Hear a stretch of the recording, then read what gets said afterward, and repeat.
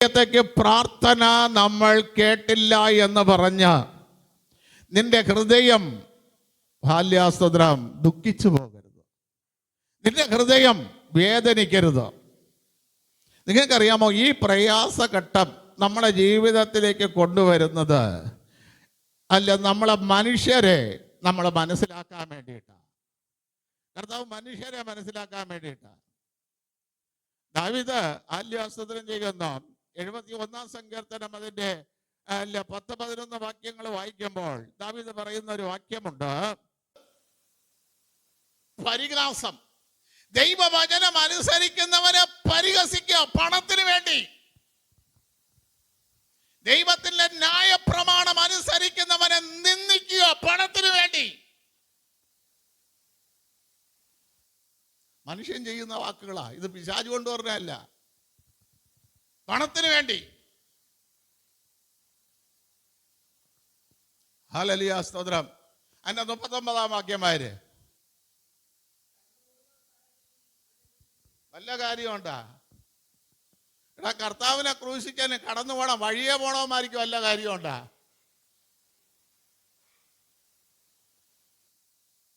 അവന്മാരും തലകുലിക്ക് എന്ത് ചെയ്യാണ്?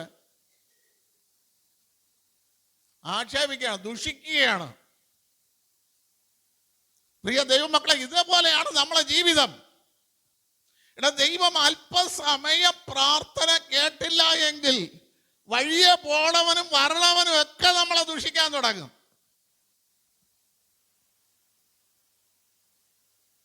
ഒരു കാര്യമല്ല ഉണ്ടോ? ഇപ്പൊ എൻ്റെ വീട്ടിലൊരു വിഷയം നടന്ന വഴിയെ പോണവന് എന്തെങ്കിലും കാര്യമുണ്ടോ? അവനും അവിടെ നിന്നും കൊണ്ട് ദുഷിച്ചിട്ട് പോവുകയാണ്.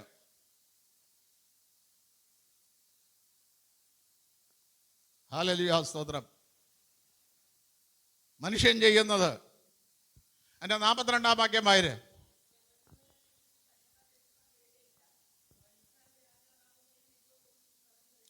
നോക്ക. കർത്താവിന്റെ വിശ്വാസത്തോടുള്ള വെല്ലുവിളി. കർത്താവ് പറഞ്ഞു, ഞാനാകുന്നു, ഞാൻ ദൈവപുത്രൻ തന്നെ, ഞാനും പിതാവും ഒന്നാകുന്നു. ഈ വചനങ്ങൾ പറഞ്ഞു കഴിഞ്ഞപ്പോൾ കർത്താവിന് നേരെ വെല്ലുവിളിക്കുകയാണ്, അങ്ങനെയാണെങ്കിൽ നീ ക്രൂശിൽ നിന്ന് ഇറങ്ങി വാ. നിന്റെ ഇപ്പോഴത്തെ വിഷയത്തിൽ നിന്ന് നീ ഒന്ന് വിടിവിക്കപ്പെട്ട് ഇറങ്ങി വാ, എങ്കിൽ ഞങ്ങൾ വിശ്വസിക്കാം. ഇപ്പം നീ അനുഭവിക്കുന്ന വിഷയമില്ലേ, ഇപ്പോൾ നീ അനുഭവിക്കുന്ന ഭാരങ്ങളില്ലേ, നിന്ദകളില്ലേ, പരിഹാസങ്ങളില്ലേ, അതിൽ നിന്ന് നീ ഒന്ന് ഇറങ്ങി വാ, എങ്കിൽ ഞാൻ നിന്നെ വിശ്വസിക്കാം. വെല്ലുവിളി, മനുഷ്യന്റെ വെല്ലുവിളി. അല്ലോ, മറുപടി പറയാനുണ്ടോ? ഈ വെല്ലുവിളിയുടെ നടുവിൽ വല്ലതും മറുപടി പറയാനുണ്ടോ? അത്ര ഹീനമായ കാര്യങ്ങളല്ലേ നമ്മൾ അനുഭവിക്കുന്നത്, ഇല്ലേ? ഹല്ലേലൂയ, സ്തോത്രം. ഇത് മനുഷ്യൻ കൊണ്ടുവരുന്നതാണ്. പക്ഷേ കർത്താവ് ഒരിക്കലും പറഞ്ഞു, യോഹന്നാൻ 8:29 പറഞ്ഞു, ഹല്ലേലൂയ, സ്തോത്രം, എന്നെ അയച്ചവൻ എന്നെ ഏകനായി വിട്ടിട്ടില്ല, അവൻ എപ്പോഴും എൻ്റെ കൂടെയുണ്ട്. എടാ, നീ എന്നെ നിന്ദിക്കുമ്പോഴും നീ എന്നെ പരിഹസിക്കുമ്പോഴും നിനക്ക് ആല്യാസ്തോത്രം ഇന്ന കുറവുകൾ പറഞ്ഞ് നീ എന്നെ നിന്ദിക്കുമ്പോഴും നീ എന്നെ വെല്ലുവിളിക്കുമ്പോഴും എന്നെ ഈ ഭൂമിയിലേക്ക് അയച്ചവൻ, എന്നെ ഈ ഭൂമിയിലേക്ക് അയച്ച് ഇന്ന സ്ഥലത്ത് നീ ജനിക്കണമെന്ന് പറഞ്ഞ് ഒരു അമ്മയുടെ ഉദരത്തെ വാടകയ്ക്ക് എടുത്തിട്ട് അതിനകത്ത് എന്നെ കടത്തിവിട്ട് 9 മാസവും 9 ദിവസവും 9 മണിക്കൂറും 9 മിനിറ്റുകളും 9 സെക്കൻഡുകളും ഹല്ലേലൂയ, സ്തോത്രം കഴിഞ്ഞ ഭൂമിയിലേക്ക് പറഞ്ഞു, ആ രക്തം ഞങ്ങളെ മേൽ വരട്ടെ, ഞങ്ങളെ മക്കളെ മേലും ഞങ്ങളെ മേൽ വരട്ടെ എന്ന് പറഞ്ഞങ്ങ് നിർത്തിക്കളയാത്ത ദൈവമാര് നിർത്തിയോ? ഈ പണം ആർക്ക് വേണ്ടി ഞങ്ങൾ ഓടി വാങ്ങിച്ചത്? ഞങ്ങളുടെ തലമുറയ്ക്ക് വേണ്ടി. അവരെ പുറത്തൂടെ വരട്ടെ. ഹല്ലേലൂയ, സ്തോത്രം. എടാ, ഒരു ആഴ്ചയിലെ 7 ദിവസത്തിൽ ഒരു ദിവസമല്ലേ കർത്താവ് ചോദിച്ചത്? പകലുള്ള സമയം മുഴുവനും എന്നെ ആരാധിക്കാൻ. ഈ ഒരു ദിവസം കൊടുക്കാതെ അതിനെ പോലും പണത്തിന് വേണ്ടി നീ എണീറ്റ് ഓടിയപ്പോ ഓർമ്മിച്ചോ, എന്റെ ദൈവം നിന്നെ വിടില്ല. 3 അതിന്റെ 30 വായരെ.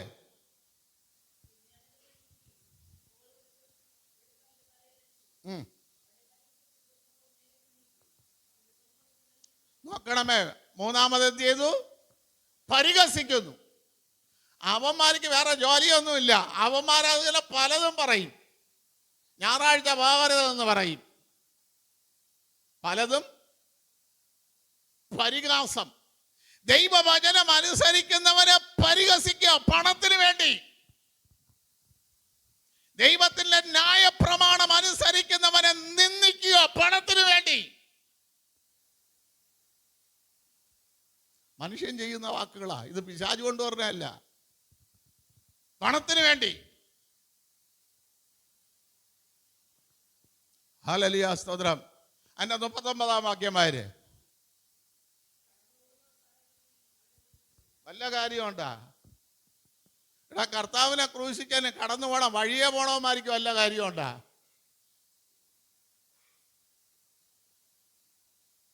അവന്മാരും തലകുലിക്ക് എന്ത് ചെയ്യാണ്? ആക്ഷേപിക്കുകയാണ്, ദുഷിക്കുകയാണ്. പ്രിയ ദൈവമക്കളെ, ഇതേപോലെയാണ് നമ്മളെ ജീവിതം. എടാ, ദൈവം അല്പസമയം പ്രാർത്ഥന കേട്ടില്ല എങ്കിൽ വഴിയെ പോണവനും വരണവനും ഒക്കെ നമ്മളെ ദുഷിക്കാൻ തുടങ്ങും.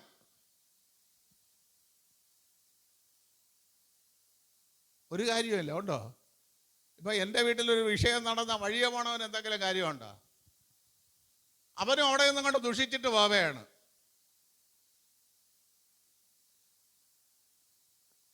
ഹല്ലേലൂയ, സ്തോത്രം. മനുഷ്യൻ ചെയ്യുന്നത്. എൻ്റെ 42 വാക്യം വായര്.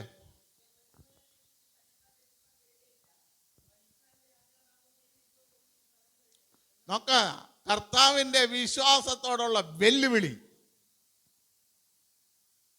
കർത്താവ് പറഞ്ഞു, ഞാനാകുന്നു, ഞാൻ ദൈവപുത്രൻ തന്നെ, ഞാനും പിതാവും ഒന്നാകുന്നു.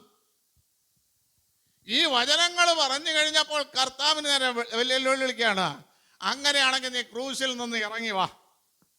നിന്റെ ഇപ്പോഴത്തെ വിഷയത്തിൽ നിന്ന് നീ ഒന്ന് വിടിവിക്കപ്പെട്ട് ഇറങ്ങി വാ, എങ്കിൽ ഞങ്ങൾ വിശ്വസിക്കാം. ഇപ്പം നീ അനുഭവിക്കുന്ന വിഷയമില്ലേ, ഇപ്പോൾ നീ അനുഭവിക്കുന്ന ഭാരങ്ങളില്ലേ, നിന്ദകളില്ലേ, പരിഹാസങ്ങളില്ലേ, അതിൽ നിന്ന് നീ ഒന്ന് ഇറങ്ങി വാ,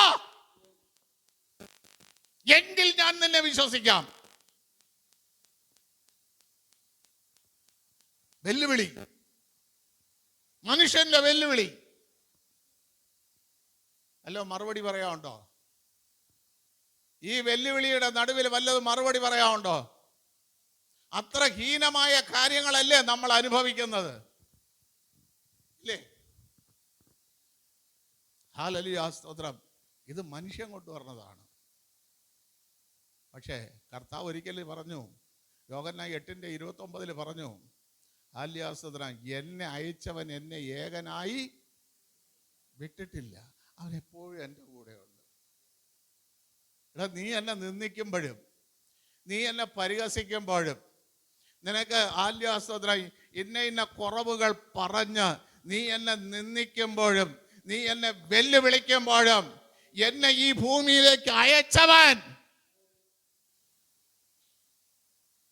എന്നെ ഈ ഭൂമിയിലേക്ക് അയച്ച് ഇന്ന സ്ഥലത്ത് നീ ജനിക്കണമെന്ന് പറഞ്ഞ് ഒരു അമ്മയുടെ ഉദരത്തെ വാടകയ്ക്ക് എടുത്തിട്ട് അതിനകത്ത് എന്നെ കടത്തിവിട്ട് 9 മാസവും 9 ദിവസവും 9 മണിക്കൂറും 9 മിനിറ്റുകളും 9 സെക്കൻഡുകളും ഹല്ലേലൂയ, സ്തോത്രം കഴിഞ്ഞ ഭൂമിയിലേക്ക് 5 ദിവസം കൊണ്ട് എന്റെ ദൈവം സൃഷ്ടിച്ച സകല സൃഷ്ടികളെയും കണ്ട് ആസ്വദിക്കുവാനായിട്ട് എന്നെ അയച്ചവൻ,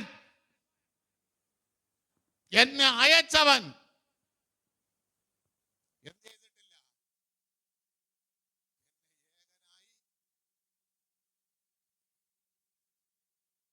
എന്നെ ഏകനായി വിട്ടിട്ടില്ല. ദൈവമക്കളെ, അവിടെ മത്തായി സുവിശേഷത്തിൽ നമ്മൾ മടങ്ങി വരുമ്പോൾ ഹല്ലേലൂയ, സ്തോത്രം,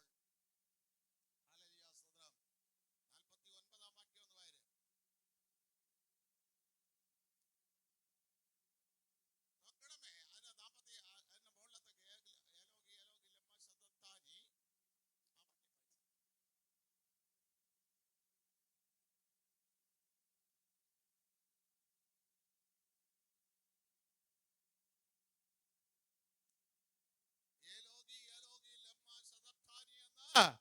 ഉറക്കെ നിലവിളിച്ചപ്പോൾ വേദന കൊണ്ട് പൊളയുന്ന കർത്താവ് നിലവിളിക്കുമ്പോൾ ഏലിയാവ് ഇവനെ രക്ഷിക്കാൻ വരുമെന്ന് നോക്കാമെന്ന് ചിലരുടെ അഭിപ്രായം.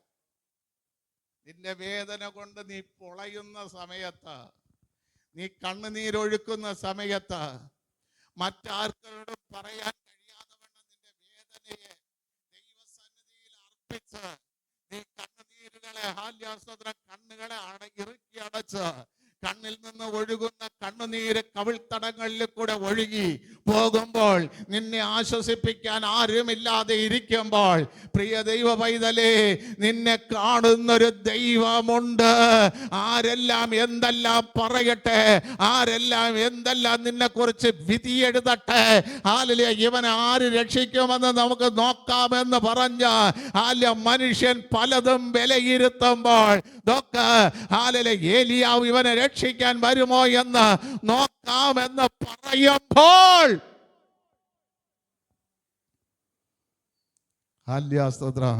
രക്ഷിക്കുന്നവൻ അവിടെ വന്നതിന് അടയാളം എന്തരാണ്? മന്ദിരത്തിന്റെ തിരശീല. ഈ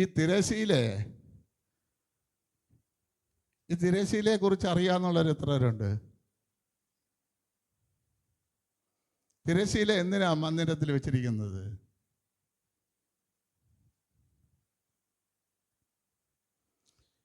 വിശുദ്ധവും അതിവിശുദ്ധവും തമ്മിൽ വേർതിരിക്കുന്ന ഒരു മറയാണ് ഈ തിരശീല. ഈ തിരശീലയ്ക്ക് എത്ര നൂലുണ്ട്?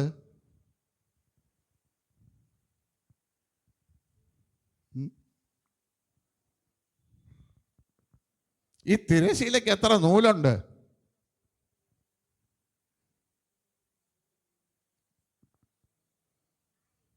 ആ, 4 നൂലുണ്ട്. പുറപ്പാട് പുസ്തകം 26-ാം അധ്യായം 31-32 വാക്യങ്ങൾ വായിക്കുമ്പോൾ അതിനകത്ത് എത്ര നൂലുണ്ട്? 4 നൂലുണ്ട്. നീലനൂല്, തൂമ്പ്രനൂല്, ചുവപ്പ് നൂല്, പഞ്ഞിനൂല്, പിരിച്ച പഞ്ഞിനൂല്. ഇത് ദൈവവചനത്തിൻ്റെ അടിസ്ഥാനത്തിലുള്ള നൂലാ.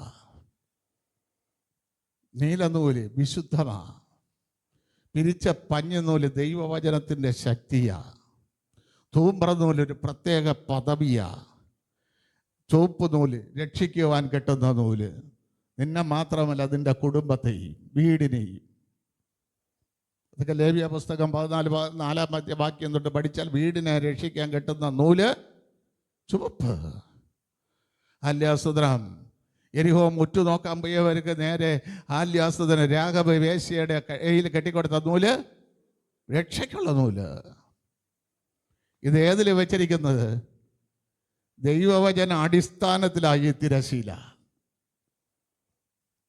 ഇത് പൊട്ടിക്കണമെങ്കിൽ ആക്കേ പറ്റുള്ളൂ.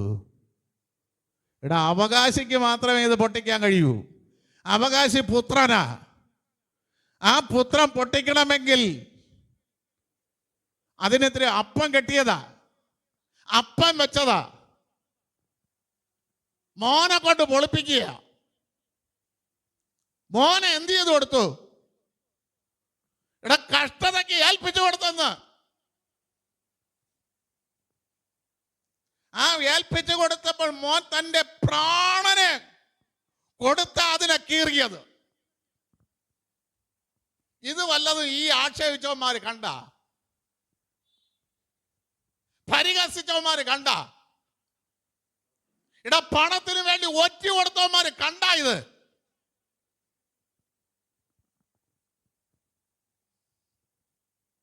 വെച്ചതിനെ കീറണമെങ്കിൽ, എൻ്റെ വീട്ടിൽ ഞാൻ വെച്ച ചട്ടത്തെ കീറണമെങ്കിൽ എൻ്റെ മോനെ അധികാരമുള്ളൂ. തന്നെ വേറെ ആർക്കെങ്കിലും വന്ന് ചെയ്യാൻ പറ്റുമോ?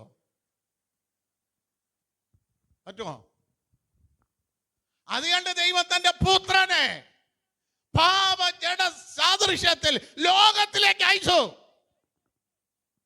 എന്നിട്ട് എനിക്ക് നിങ്ങൾക്ക് അകത്ത് പ്രവേശനത്തിന്. അതിനുവേണ്ടി അല്പസമയം പ്രാർത്ഥന കേൾക്കാതെ വിട്ടപ്പോൾ ഒരു ദൈവപ്രവർത്തിക്ക് വേണ്ടി അല്പസമയം പ്രാർത്ഥന കേൾക്കാതെ വിട്ടപ്പോൾ എന്തു പരിഹാസം, എന്ത് നിന്ന. ഹല്ലേലൂയ, സ്തോത്രം. നീ ചിന്തീര നിന്റെ ജീവിതത്തിൽ ഇതുണ്ടോ എന്ന്. നീ ഈ അനുഭവത്തിൽ കൂടെ കയറി ഇറങ്ങി പെയ്യിട്ടുണ്ടോ എന്ന് ചിന്തീര. പിതാവ് അല്പസമയം കൈവിട്ടു എന്നുള്ളതിന് എന്താ തെളിവ്? എന്താ തെളിവ്? പറ. ഏതോസം വായിച്ചിട്ടുള്ളവൻ പറ. പിതാവ് അല്പസമയം തന്നെ കൈവിട്ടു എന്നുള്ളതിന് എന്താ തെളിവ്?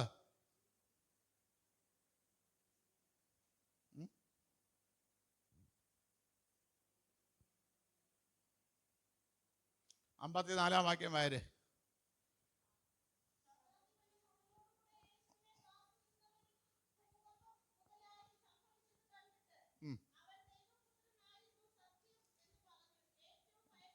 മനസ്സിലായ? തെളിയിച്ച? ഹലോ, തെളിയിച്ച? അവൻ ദൈവപുത്രനായിരുന്നു എന്ന് സത്യം അവർ ഏറ്റവും ഭയപ്പെട്ടു. ഏറ്റവും ഭയപ്പെട്ടു. അവസരം തന്നത് കണ്ട കർത്താവ് പിതാവ്. ഞാൻ അവനെ കൈവിട്ടൊന്നുമില്ല. അല്പസമയത്തേക്ക് എൻ്റെ മുഖം എന്ത് ചെയ്തു? മറച്ചു വെച്ചത്. ഇവിടെ പടയാളികളൊക്കെ വിചാരിച്ച് ഒരു കല്ലുകൊണ്ട് ഒന്ന് ഉരുട്ടി അങ്ങ് വെച്ച് കർത്താവിനെ എന്ത് ചെയ്ത് കളയാമെന്ന്. കല്ലുരുട്ടി കൊണ്ടുവന്ന് വെച്ചു. കർത്താവ് ഏത് കല്ല്? ഇടം വാതിലടച്ചൊരു കല്ല് വെച്ചു. അകത്തിരിക്കുന്ന കർത്താവ് ഏത് കല്ല്?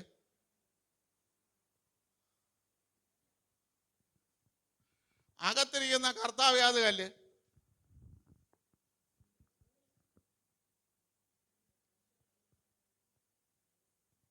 വായര് 1 കൊരിന്ത്യർ ലേഖനം 10-ാം അധ്യായം 2-3.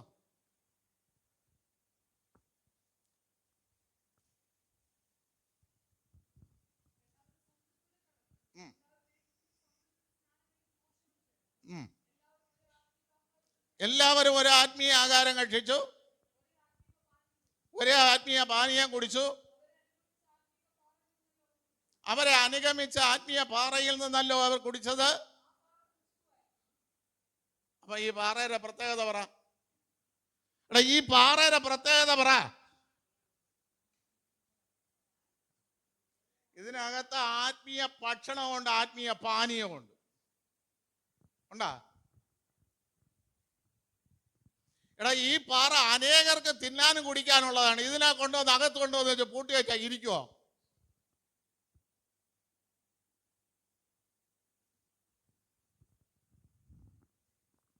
ഇനി ഈ പാറയുടെ പ്രത്യേകത പറ. പാറയിൽ എന്ത് ചെയ്തു? 27:56 പാറയിൽ എന്ത് ചെയ്ത്? 27:66 ആയിരേ. കല്ലിന് മുദ്ര വെച്ച്. അകത്തിരിക്കുന്ന പാറയുടെ പ്രത്യേകത പറ.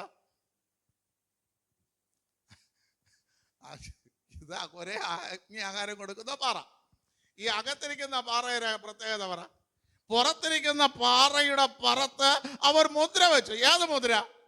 റോമൻ ഇമ്പീരിയ മുദ്ര. എന്തിനാ മുദ്ര വെച്ചത്? എന്തിനാ മുദ്ര വെച്ചത്?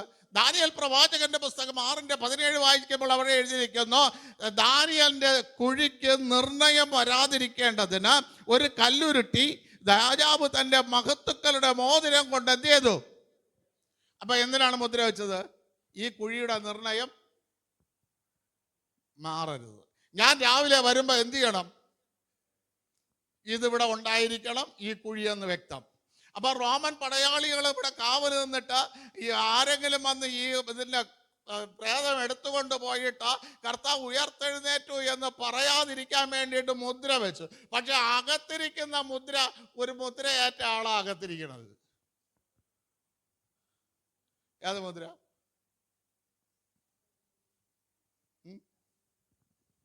ഏത് മുദ്ര ഏറ്റവനകത്തിരിക്കണത്?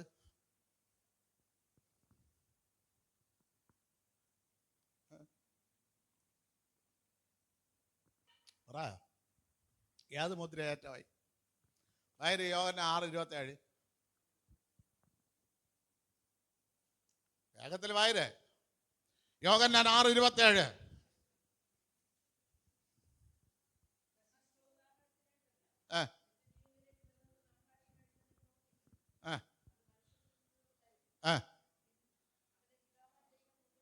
അപ്പൊ ഇവിടെ മുദ്രയിട്ടിരിക്കുന്ന ആര്? മുദ്രയിട്ടിരിക്കുന്ന ആളിനെയാണ് ഇവിടെ അകത്തിട്ട് പൂട്ടി വെച്ചിരിക്കുന്നത്. പിതാവാകുന്ന ദൈവം മുദ്ര വെച്ചവനെ ഇവിടെ മനുഷ്യൻ മുദ്ര വെച്ച് എന്ത് ചെയ്തിരിക്കുകയാണ്? അകത്ത് അടച്ച് ഇവിടെ നടക്കോ? ഇത് നടക്കോ?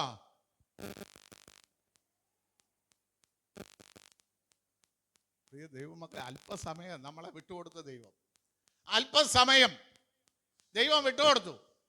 ആ വിട്ടുകൊടുത്ത് കണ്ടപ്പോ ഇവരൊക്കെ ആയിരിക്കാണ് ഇപ്പൊ എന്ത് ചെയ്ത് കളയാ? എല്ലാം കൂടെ ചുരുട്ടി കെട്ടി പാക്ക് ചെയ്ത് കളയാം. ഹല്ലേലൂയ, സ്തോത്രം.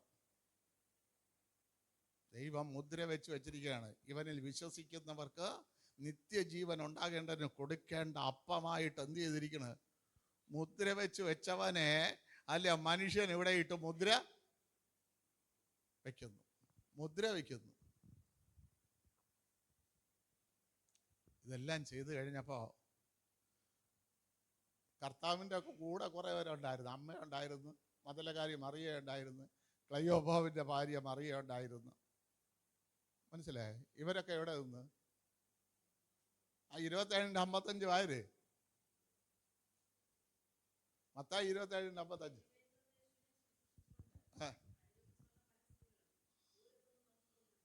എവിടെ നിൽക്കണേ?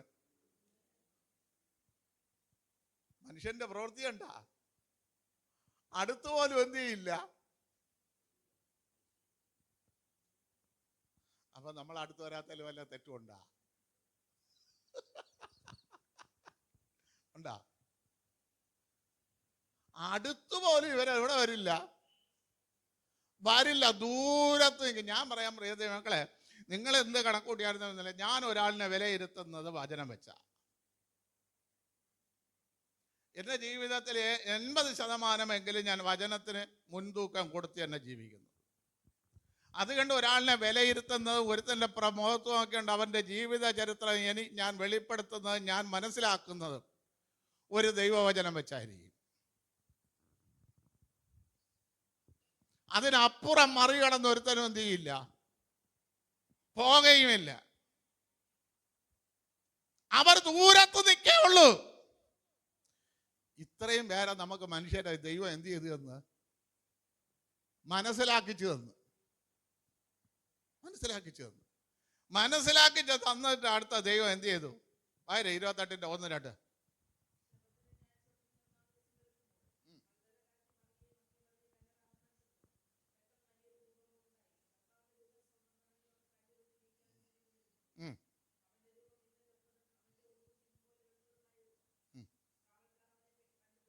അപ്പൊ ഇവിടെ കാവൽക്കാർ കുറെ ആള് നിൽക്കുകയാണ്. എന്തിനാണ്? എവിടെ വന്ന് പുറത്ത് വന്നിരുന്നാൽ ഇവനെ എന്ത് ചെയ്യണം? കുറെ എണ്ണം കാത്തുകെട്ടി നിൽക്കുകയാണ്. പക്ഷെ അവരെല്ലാം എന്ത് ചെയ്തു? പേടിച്ച് മരിച്ചവരെ പോലെ. നിനക്ക് ഈ ഒരു അനുഭവത്തിൽ നിന്റെ ശത്രുവിനെ കാണണോ? നിന്നെ നിന്ദിച്ചവരെ കാണണോ? നിന്നെ പരിഹസിച്ചവരെ കാണണോ? നിന്നെ വേദനിപ്പിച്ചവരെ കാണണോ? പക്ഷേ നീ ഒന്ന് താന്നങ്ങിരുന്നോട്.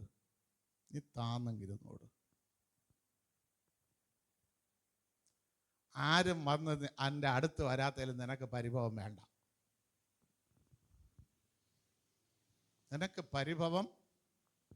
വേണ്ട. ആരും നിന്റെ അടുക്കൽ വന്നില്ല എന്ന് പറഞ്ഞ് നീ ദുഃഖിക്കുകയും ചെയ്യരുത്.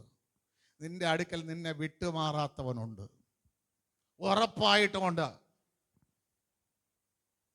ഹല്ലേലൂയ, സ്തോത്രം. നമുക്ക് മനുഷ്യൻ ഇതെല്ലാം ചെയ്തു കഴിഞ്ഞപ്പോഴാണ് അടുത്ത് ആര് പറഞ്ഞത്? പിശാച് പറഞ്ഞത്. ഇത് മനസ്സിലായ? മനുഷ്യൻ ഇത്ര നമ്മള് മത്തായി സുവിശേഷം 27:42 വരെയുള്ള വാക്യത്തിൽ വായിച്ച് വിശ്വാസത്തോട് വെല്ലുവിളിച്ചു. ആ വെല്ലുവിളി കൊണ്ട് നിൽക്കുന്ന സമയത്ത് സങ്കീർത്തനം 22:7 തൊട്ടാണ് മനുഷ്യൻ വന്നത്. പിശാച് വന്നത് എപ്പോഴെന്ന് അറിയാമോ? 20 തൊട്ട്. വായിച്ചേ.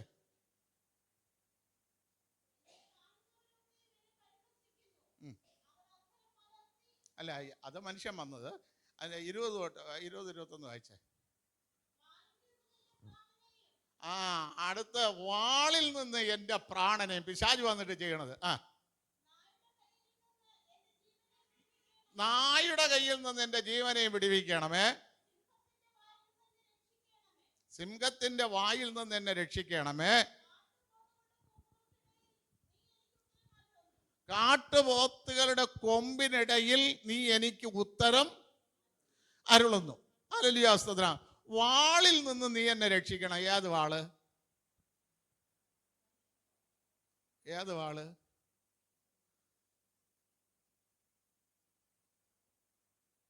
വാള് വാള്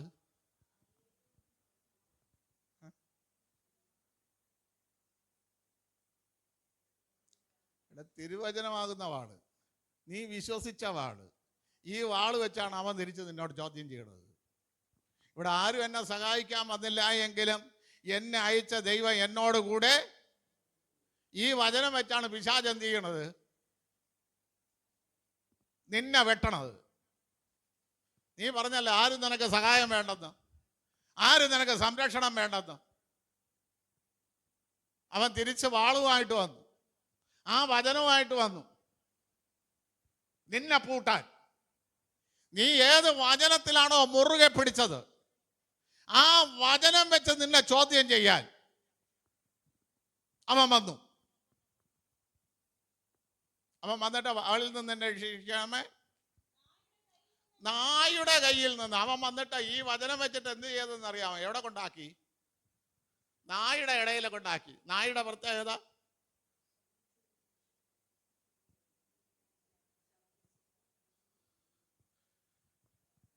നായ് ഭയങ്കര ഇണക്കമുള്ള, മനുഷ്യനോട് ഭയങ്കര ഇണക്കമുള്ള ജീവിയാണ്. മടിയിൽ പിടിച്ചോണെങ്കിൽ ഇരുത്തും, മടിയിലിരുത്തി ആഹാരം കൊടുക്കും. പക്ഷെ ദൈവം വെറുത്ത ജീവി. ലേവ്യ പുസ്തകം 11, ആവർത്തന പുസ്തകം 14. അശുദ്ധി ഉള്ള മൃഗത്തിൻ്റെ കൂട്ടത്താണ് ആരെ എണ്ണിയിരിക്കുന്നത്? നായ എണ്ണിയിരിക്കുന്നത്. അതുകൊണ്ട് പട്ടി വളർത്തണമെല്ലാം വിഷമിക്കും. പട്ടി വളർത്തരുത്, കാരണം അത് അശുദ്ധിയുടെ ജീവിയാണ്.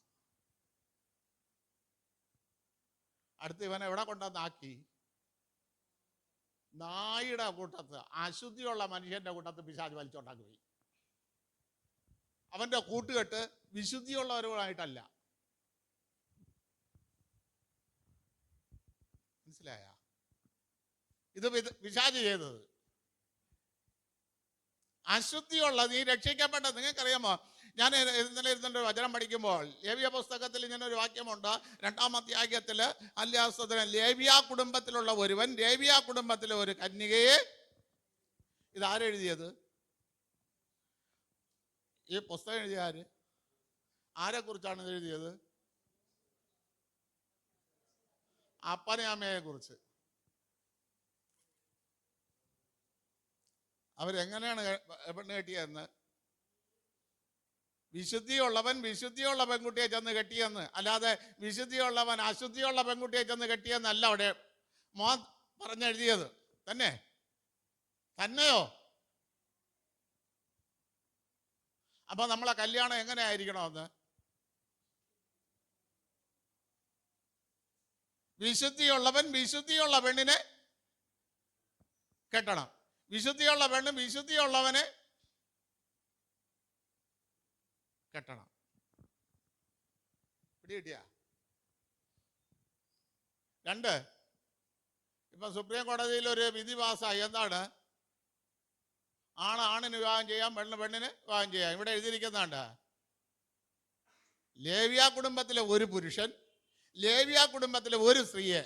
അപ്പൊ വിവാഹം കഴിക്കേണ്ട ആരൊക്കെ തമ്മിൽ? ഇന്നത്തെ കോടതിക്കുള്ള ദൂതാ തന്നെ. ഇത് എഴുതിയതാരും? മോശ എഴുതിയത്.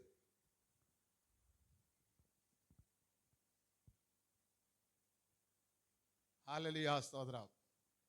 അങ്ങനെ ഒരു കുടുംബജീവിതത്തിലേക്ക് നീ പ്രവേശിച്ചാൽ നിന്റെ തലമുറയെ ആരൊക്കെ നശിപ്പിക്കാൻ നോക്കിയാലും അതിനെ അനുഗ്രഹിക്കുന്ന ഒരു ദൈവമുണ്ട്.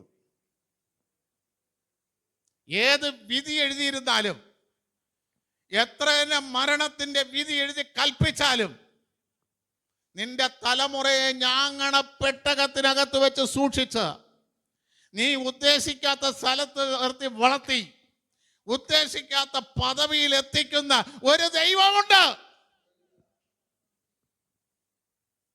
ഒരു ദൂതാ അത്. അപ്പന്റെ അമ്മയുടെ കല്യാണം മോയ്. നമുക്കങ്ങനെ വിശുദ്ധി വല്ലതും ഉണ്ടാ? പണമാണ് വിശുദ്ധി. നാണം കെട്ടവൻ മാനക്കേടിനാൽ പണമുണ്ടാക്കിയാൽ പണം നാണക്കേട് മാറ്റിക്കൊണ്ടു. അതാണ് ഇപ്പോഴത്തെ പെന്തക്കോസ്തിന്റെ വിശുദ്ധി. മനസ്സിലായില്ലേ? പിശാച് വന്ന് എവിടെ കൊണ്ടുവന്ന് കൊടുത്ത്? നായുടെ അടുക്കൽ കൊണ്ടുവന്ന് കൊടുത്തു. നായുടെ അടുക്കൽ നായുമായിട്ട് ഒരു ബന്ധമുള്ള ഒരു വ്യക്തിയുടെ പേര് പറയാമോ? നമ്മൾക്ക് ആ സ്വഭാവം ഉണ്ടാകും. ഒന്ന് നോക്കണം. സദൃശവാക്യം 26:11.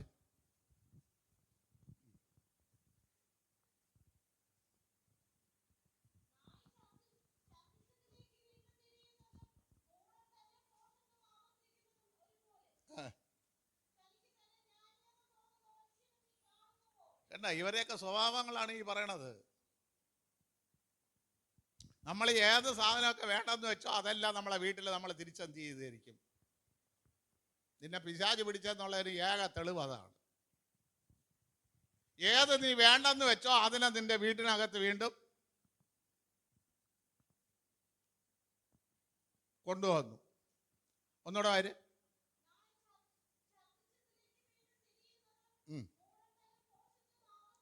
ഏത് ഭോഷത്വം നമുക്ക് മുമ്പുണ്ടായിരുന്നോ അത് വീണ്ടും നമ്മൾ എന്ത് ചെയ്തു? അതിലേക്ക് തിരിച്ചു. 3, അവന് തോന്നുന്നു ഞാൻ പറയണതെല്ലാം ആർക്കും അവൻ കീഴ്പ്പെട്ട് കൊടുക്കൂല. ഈ സ്വഭാവം നമ്മളിലാക്കൊക്കെ ഉണ്ടെന്നൊന്ന് അക്കമിട്ട് നോക്ക്. പിശാച് നിന്നെ പിടിച്ച് എവിടെ കൊണ്ടുവന്ന് കൊടുത്ത്?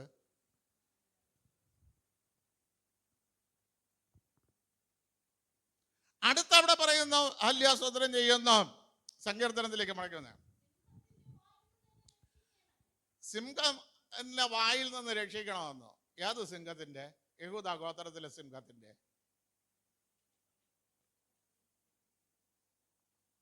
ഏത് സിംഹം?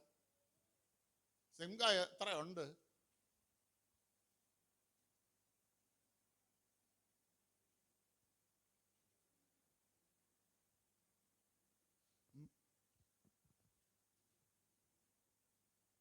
യഹൂദ ഗോത്രത്തിന്റെ സിംഹം നമ്മളെ കർത്താവ്. ഇനിയൊരു സിംഹമുണ്ട്. യെഹെസ്കേൽ 32:1.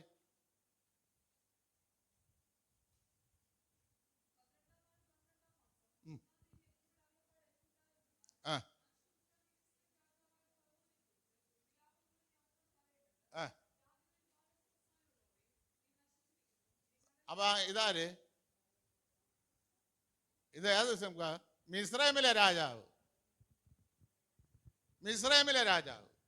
അവൻ കണ്ട, ഏത് സാധനത്തിന് എന്തുണ്ട്? ഒരു ഡ്യൂപ്ലിക്കേറ്റ്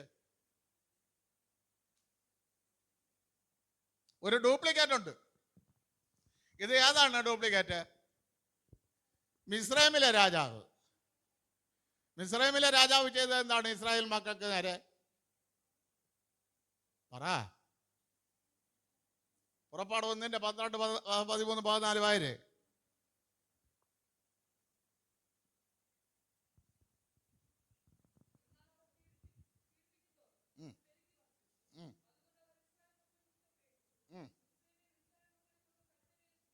ഒന്ന്, ഈ സിംഹം ചെയ്യണ എന്താണ്?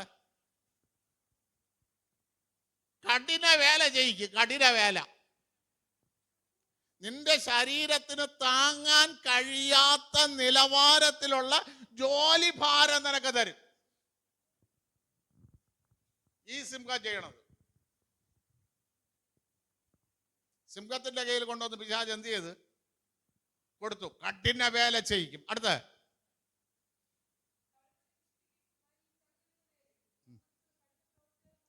നമുക്ക് സാധനം തരൂല. നീ എന്ത് ചെയ്യണം? അത് ചെയ്ത് കാണിക്കണം. പിശാച് നിന്നെ പിടിച്ചിട്ടുണ്ടെങ്കിലുള്ള തെളിവുകളാണ് ഇത്. ഉപജീവന മാർഗത്തിൽ വരുന്ന തെളിവുകളാണ്.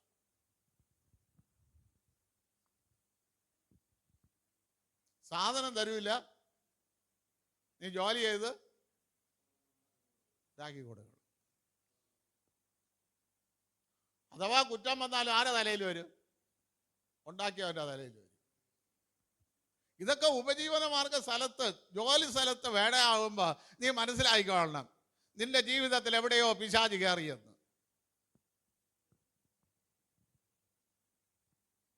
മൂന്ന്,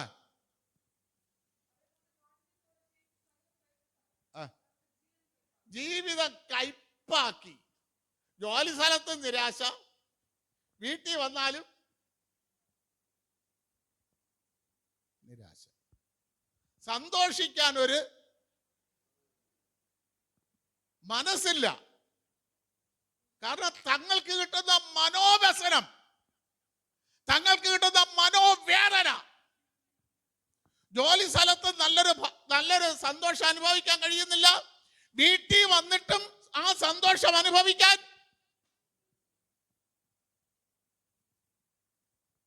അല്പസമയം ദൈവം പ്രാർത്ഥന കേൾക്കാതെ വന്നപ്പോ പിശാച് ചെയ്തത് സന്തോഷിക്കാൻ കഴിയാത്ത. നിങ്ങളിന്ന് ചിന്തിക്കണം, നമ്മുടെയൊക്കെ ജീവിതത്തിൽ പിശാച് കയറിയിട്ടുണ്ടോ എന്ന് വിലയിരുത്തണം.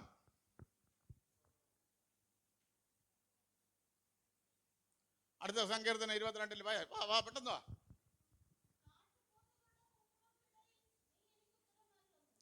നോക്കണമേ, നമ്മൾ സംസാരിക്കുന്നവരെല്ലാവരും ഇണങ്ങാത്തവരായിരിക്കും. കാട്ടുപോത്ത് വഴിപ്പെട്ട ആക്കും ഇണങ്ങി കൊടുക്കില്ല, അല്ലേ? യോവിന്റെ പുസ്തകം 39:9. കാട്ടുപോത്ത് വഴിപ്പെട്ട് നിനക്ക് ഇണക്കാമോ? അവനെ നിന്റെ പരിധിയിൽ കൊണ്ടുവരാമോ? നീ ആരോട് സംസാരിച്ചിരുന്നാലും അവൻ എന്ത് ചെയ്യില്ല, നിന്നോട് ഇണങ്ങൂല. നീ പറയുന്നതിന് മറുപറമായിട്ട് അവൻ പറയുള്ളൂ. നിന്നെ എതിർത്തേ അവൻ നിൽക്കൂ. സ്നേഹത്തോടെ വന്ന് ഭാര്യയുടെ അടുത്ത് ഒരു കാര്യം പറയട്ടെ, ഭാര്യ പറയും അങ്ങനെ പറ്റൂല. കാര്യം പിശാചിയെ അറി. ഇനി ഭർത്താവിൻ്റെ അടുത്ത് സ്നേഹത്തോടെ ഒരു കാര്യം പറയട്ടെ, ഭർത്താവ് പറയും ഇപ്പം അത് പറ്റുന്നില്ല, നീ ചുമ്മാരി, അത് ശരിയാവില്ല. നമ്മൾ പറയണതിന് എന്ത് ചെയ്യില്ല, അംഗീകരിക്കില്ല.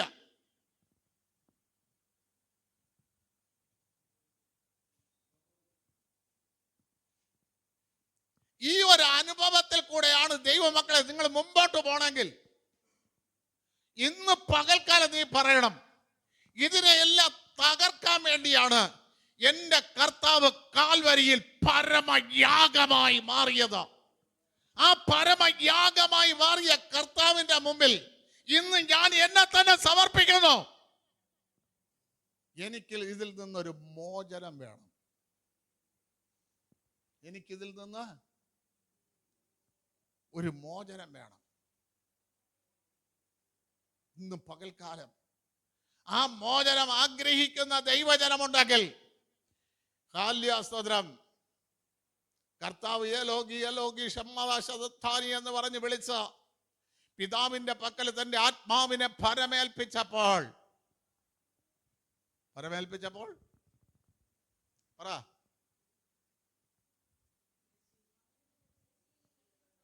അത് കഴിഞ്ഞിട്ടല്ലേ ആത്മാവിനെ കൊടുത്തത്, തൃക്കൈയിൽ കൊടുത്തത്.